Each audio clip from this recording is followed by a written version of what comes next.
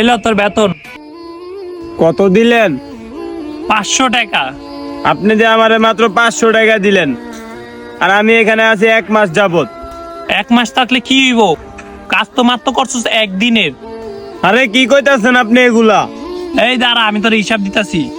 তুই 1 তারিখে কাজ করছিস 2 ঘন্টা, আর 6 তারিখে কাজ করছিস আধা ঘন্টা, আর 8 তারিখে কাজ করছিস তুই 1.5 ঘন্টা। 30 দিনে মোট হয়েছে মাত্র 8 ঘন্টা, অর্থাৎ একদিনের রোজের সমান। আপনি এভাবে হিসাব করছেন, তাইলে আমি যে এখানে 1 মাস থাকলাম।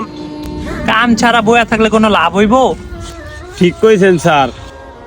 ঠিক একইভাবে কিয়ামতের দিন কিছু মানুষ দেখব, তারা পৃথিবীতে মাত্র 1 মাসই আছিল, অথচ তারা হায়াত পাইছে 50-60 বছর। কিভাবে? এই যে আমার মতন 50-60 বছর হায়ার পাইলে কি হইব? আল্লাহর জন্য কোনো কামই করে নাই, সারাদিন খালি দুনিয়ার পিছে দৌড়াইছে। আরে আল্লাহ করে সঠিক বুঝ দান করুক।